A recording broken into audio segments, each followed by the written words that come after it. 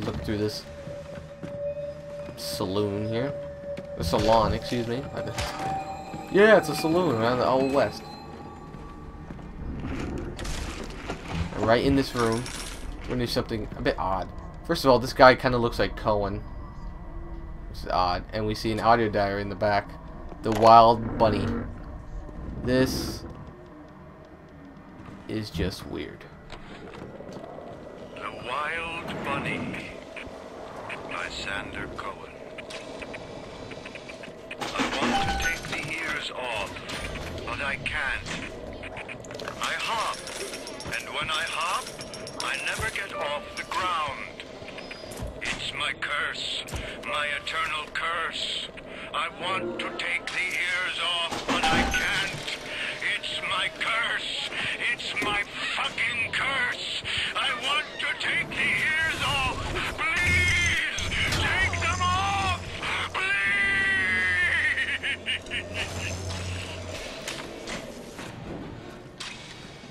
Yes, he went there. He's that crazy, and it's that awesome. It's as awesome as you think it sounds. I'm not gonna pick that one up just yet because I forgot that I had to play another one. So, come to the record store. You won't lock us in, old man? Oh, that's fine with cops. I used to love you. I used to think you're a musical genius. You know why?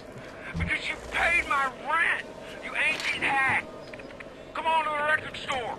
I'll show you what I think you're plinkety plink plink. Cobb is one of our targets, if you will. Silliest Cobb, which is odd that they don't add his full name with the other two that you have to find. They add his full name.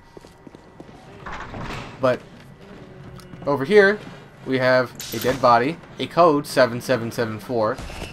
You don't have to remember that, but it's good that you remember. And a power to the people station. I'm gonna use it on the consumption rate of the chemical thrower because this thing burns through ammo, and I want to have it because this thing is a beast. Some iron baby tried to sell me a bunch of fancy no thanks. I told her I'm a nicotine man. Always will be. What? Well, they smoke good and don't cost half a damn. Who cares if the things are made out of seashells and fish eggs? Talking about cigarettes.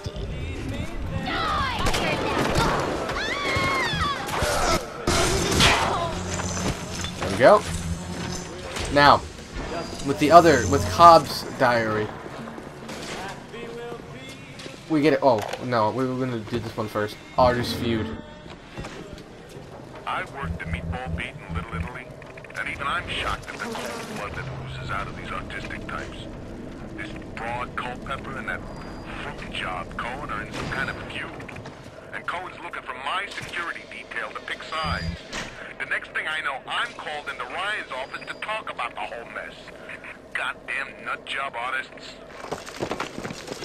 Hey, Bill. You're gonna notice that this area is filled to the brim with a lot of spider splicers. Come on! I just want to... A lot of the artists apparently in Ratchet against spider splicers. Who knew? Very flexible. Makes a little bit of sense, but anyway, Culpepper and Cohen hate each other. They are not friends. Culpepper is more of an Atlas guy, while Cohen is more of a Ryan guy.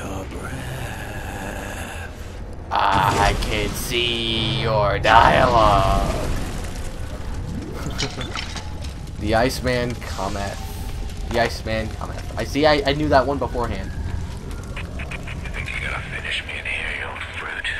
You're the saps you tossed in this meat locker, all panic like a rabbit. I just watched and waited. When they started to kick, I started to scavenge. Made myself a little splicer cocktail I did. You can't come in from the cold, and you gotta grow ice over your heart. And the Iceman Cometh, Sander, baby. The Iceman fucking cometh. Look who's growing cold over their body. Guess the old grape finally sent someone. Son of a bitch. Left me to freeze. I've got a pose all picked out for you.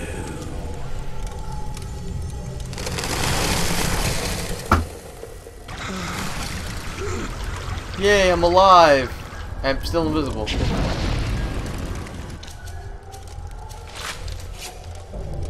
Use anti-personal rounds. Yeah, he went down easy. That was great. Take a photo of him and place it in the closet. I'm feeling full, like an expectant mama. We get frozen field off of his corpse. And what frozen field does is basically makes it wrench into a frozen popsicle. It makes anything it touches a frozen popsicle. Well, it has a chance to make it a frozen popsicle. But I like it, but I don't have enough space for it. And I like all of my perks, all the gene tonics that I have, so I'm not going to use it just yet. Then we have Martin Finnegan's dead corpse. Yes. And we're going to now replace put that. the picture in the frame. Let's see what we've got here. Cohen's really liking me doing this. By the way, I wanted to get into a topic about Cohen's sexuality. It was hinted and confirmed that Cohen was a homosexual by the lead designer of Irrational Games. I cannot think of his name right now. He called Cohen a homosexual, and that is 100% true. And the hints to this are that, well, he had many disciples, all males, you included, and he had this uncanny affection for Ryan, writing him and putting his lyrics in his music, all that kind of very suggestive stuff, if you will. All of that. Plus, in Bioshock 2, the Brute Splicers also mentioned Cohen by name and mentioned that, oh, Cohen was such a good person to me, something along those lines. And that almost basically confirms that he's gay, or homosexual, if you will, depending on your preference of the word. So yeah, one of the most, in my opinion, one of the most intimidating of people in Rapture is gay. Who knew? Pick up the diary over here. I did. So, the doubters. Rapture is going to hell. And why? Because of them. Always behind the scenes, at the Lyceum, at the galleries in Soho, and even down here in the so-called utopia.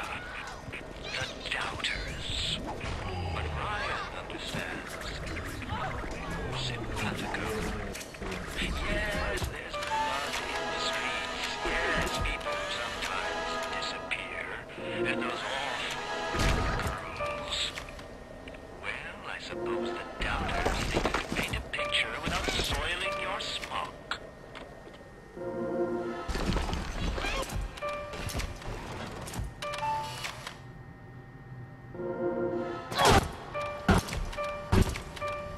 Don't run!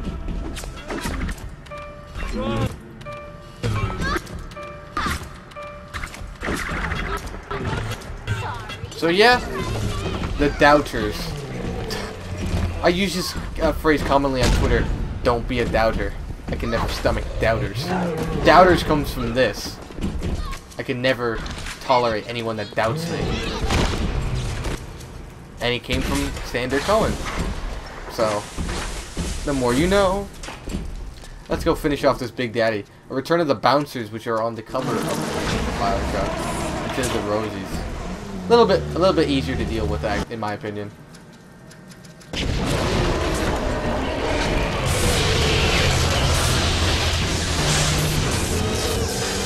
we go. Whoa!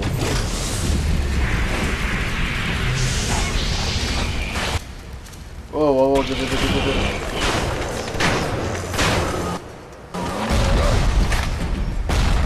I'm telling you, the bouncers are a lot easier to deal with. As long as you don't get cornered.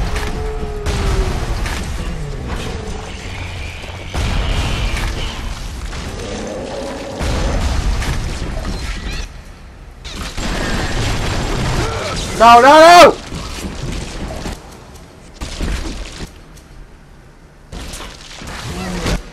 Oh god, what gun isn't reloading?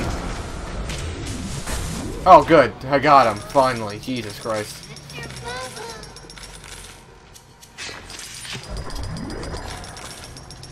There we go. Let's rescue this little sister. Yes, yes.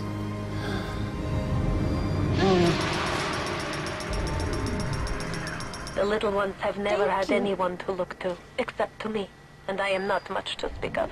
You give them hope. And for this, I am grateful. I'll send something to demonstrate that gratitude. Yay, a teddy bear! We get another teddy bear. We're going to the Gatherer's Garden, and hopefully we're going to spend our hard-earned atom. Look! Teddy bear! There it is! Woo! Hypnotize Big Daddy 2. Same as Hypnotize Big Daddy 1. Not very efficient, in my opinion. I don't like it. Eh. Now we get to see some other. For some reason, oh, there's Winter Blast 2. I didn't get to show off Winter Blast 1, but Winter Blast makes freezes your enemy. I'm gonna take that instead of Sonic Boom because I think it's a little bit better. Insect Swarm. I'm gonna upgrade my Insect Swarm, and I'm going to get another combat slot just because I said so. And since I don't have anything very effective right now, I'll just use Frozen Field. Now, if you see my wrench, it's frozen. Exactly. So when you hit somebody with the wrench, you have the potential to freeze them, which is pretty cool and awesome. Very helpful. I like this one. I like this one, but I might not keep it for long because there are others I might want. So we go over here.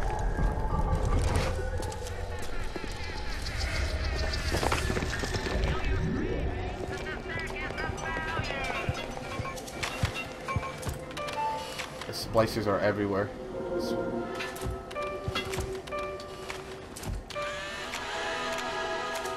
Now we're completed with the spider splicers, so we don't have to photograph them anymore.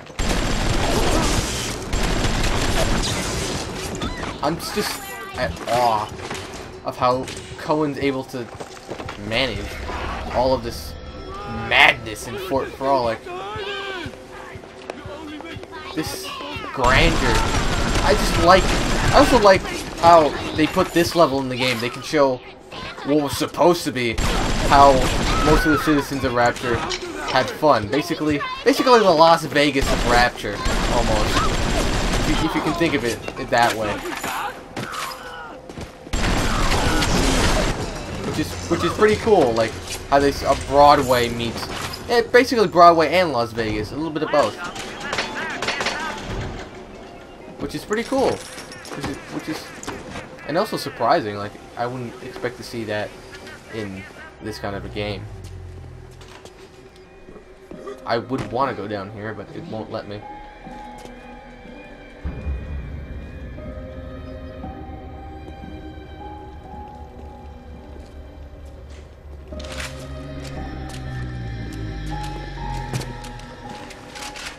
Music, the piano, oh god! Piano creeps me out in this area.